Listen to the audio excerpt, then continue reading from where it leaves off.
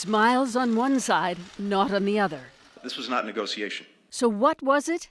Fragile diplomacy. Our objective was to determine whether Russia is prepared to take the diplomatic path. In an unguarded moment, Russian Foreign Minister Sergei Lavrov was pressed. Is an invasion likely, as President Biden suggested? Unless the United States doesn't go to heaven again, I don't think so. But no indications the Russian troops massed on Ukraine's border on three sides will be pulled back. Foreign Minister Lavrov accusing the West of stirring up hysteria in Ukraine. Blinken underscoring the consequences. If any Russian military forces move across Ukraine's border, that's a renewed invasion. It will be met with swift, severe, and a united response. Russia still believes that unless it gets what it wants, it's going to use force. The chances of a war in Ukraine are heading up. Washington has agreed to prepare written responses to Russian demands on security in Eastern Europe, but the nations are far apart. I'm worried Putin is doing this now precisely because he perceives weakness.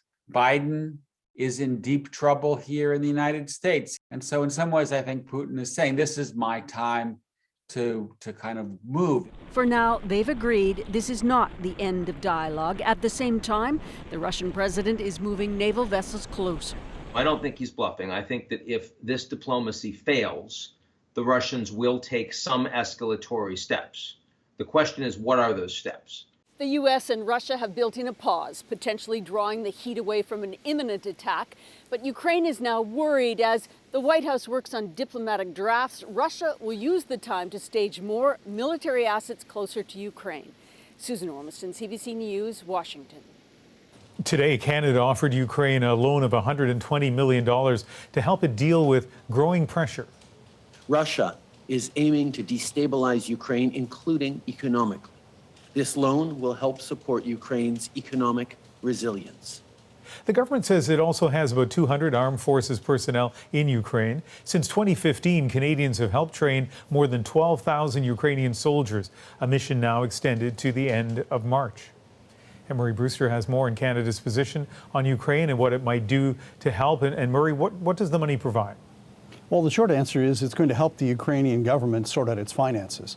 Having 100,000 Russian troops on your border tends to create economic uncertainty. Now, today, Prime Minister Justin Trudeau accused Russia of fomenting that uncertainty.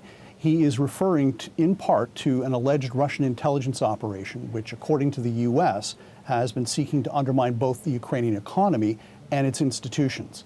The Prime Minister said the loan was one of the top asks of the Ukrainian government, and it's going to help them keep services running. But it's also part of a pipeline of Western cash that's been going into Ukraine. Let's talk about the shipment of weapons. Canada's allies have been doing that. What does Ottawa intend to do? Well, what I can tell you from sources tonight is that we can expect to see an announcement on weapons shipments next week after the federal cabinet retreat. Also, the Ukrainians have created what are called territorial battalions.